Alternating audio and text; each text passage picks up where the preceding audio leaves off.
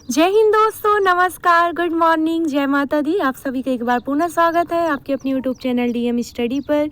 उम्मीद करती हूँ आप सब अच्छे होंगे। आप सबके बीच पुनः उपस्थित हूँ एक नई जानकारी के साथ।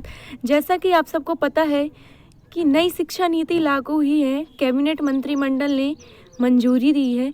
तो इस नई शिक्षा नीतियों में क्या शिक्षक भर्ती काउंसलिंग प्रक्रिया का कोई मुद्दा रखा गया है, इसके बारे में नीति लागू की गई है या नहीं, शिक्षक भर्ती कब तक होगी, काउंसलिंग प्रक्रिया कब से शुरू होगी। तो चलिए बात करते हैं शिक्षक नीति में कौन कौन से नियम आए हैं, कौन से नियम गए हैं, कौन से नियम लागू हुए। तो चलिए बात करते हैं। 34 वर्षों बाद देश में नई शिक्षा नीति को केंद्रीय मंत्रिमंडल ने मंजूरी दी। 10+2 की जगह स्कूल शिक्षा में 5+3+4 सिस्टम लागू। नई शिक्षा नीति प्रसिद्ध अंतरिक्ष वैज्ञानिक कस्तूरी रंजन जी की अध्यक्षता वाली समिति ने देश भर से आए लाखों सुझावों के बाद बनाया है। प्रथम 3+1 और 2 कक्षा प्रिपरेटरी, बॉलवॉटिक, कक्षा 3 से 5 फाउंडेशन, कक्षा 5 से 8 मिडिल, कक्षा 9 से 12 सेकेंडरी कहलाएगी। कक्षा 3 से 5 फाउंडेशन सब्जेक्ट रहेगा, कक्षा 5 से 8 मिडिल क्लास कहलाएगी और कक्षा 9 से 12 सेकेंडरी क्लास कहलाएगी। 5वीं तक की शिक्षा मातृभाषा में होगी। स्कूल में विज्ञान, कला, वाणिज्य, संकाय जैसा विभाजन नहीं होगा। छात्र अपनी मर्जी से विषय चुन सकेंगे। नेशनल टेस्टिंग एजेंसी एनजेए वर्षों में 2 बार प्रवेश परीक्षा लेगी। इस परीक्षा के अंक देश के सभी विश्वविद्यालयों में प्रवेश के आधार बनेंगे, लेकिन विश्वविद्यालय के लिए यह ऐच्छिक होगा। एमफिल कोर्स समाप्त होगा। मेडिकल और लीगल शिक्षा को छोड़कर सभी विश्वविद्यालय शिक्षा के लिए एक रेगुलर बनाया जाएगा। शिक्षा के क्षेत्र में जीडीपी का 6% खर्च लिया जाएगा।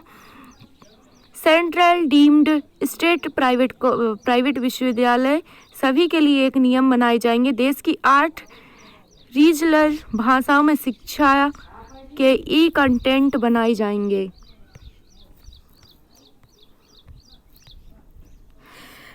केवल 12वीं क्लास में होगी बोर्ड। एमफिल होगा बंद। कॉलेज की डिग्री 4 साल की। नई दिल्ली कैबिनेट ने नई शिक्षा नीति को हरी झंडी दी है। 34 साल बाद शिक्षा नीति में बदलाव किया गया है। एचआरडी मंत्री रमेश पोखरियाल निशंक ने कहा है कि ये नीति एक महत्वपूर्ण रास्ता प्रशस्त करेगी। ये नए भारत के निर्माण में मील का पत्थर साबित होगी। इस नीति पर देश के कोने कोने से राय ली गई है और इसमें सभी वर्गों के लोगों की राय को शामिल किया गया है। देश के इतिहास में पहली बार ऐसा हुआ है कि इतने बड़े स्तर पर सबकी राय ली गई है।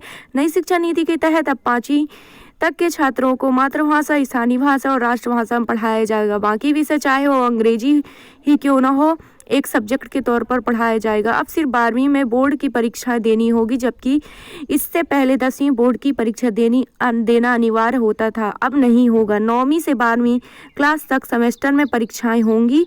स्कूली शिक्षा को 5+3+4 फॉर्मूले के तहत पढ़ाया जाएगा। वहीं कॉलेज की डिग्री 3 से 4 साल की होगी, यानी कि ग्रेजुएशन के पहले साल पर सर्टिफिकेट, दूसरे साल पर डिप्लोमा, तीसरे साल में डिग्री मिलेगी। 3 साल की डिग्री उन छात्रों के लिए जिन्हें हायर एजुकेशन नहीं लेना है।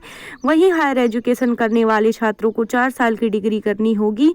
4 साल की डिग्री करने वाले स्टूडेंट 1 साल में एमए कर सकेंगे। अब स्टूडेंट को एमफिल नहीं करना होगा, जबकि एमए के छात्र अब सीधे पीएचडी कर सकेंगे। स्टूडेंट बीच में कर सकेंगे दूसरे कोर्स। हायर एजुकेशन में 235 तक क्रॉस एनरोलमेंट रेशियो 50% हो जाएगा। वहीं नई शिक्षा नीति के तहत कोई छात्र एक कोर्स के बीच में अगर कोई दूसरा कोर्स करना चाहे तो पहले कोर्स से सीमित समय के लिए ब्रेक लेकर वो दूसरा कोर्स कर सकेगा। हायर एजुकेशन में भी सुधार किए गए हैं। सुधारों में ग्रेडेड एकेडमिक, एडमिनिस्ट्रेटिव और फाइनेंशियल ऑटोनॉमी आदि शामिल हैं। इसके अलावा क्षेत्रीय भाषाओं में कई कोर्स किए जाएंगे। वर्चुअल लैब विकसित किए जाएंगे। एक नेशनल एजुकेशन साइंटिफिक फॉर्मूल शुरू किया जाएगा। बता दें कि देश में 45,000 कॉलेज हैं, सरकारी निजी डीम्ड सभी स्थानों के लिए होंगे समान नियम। Higher education secondary Amit Khare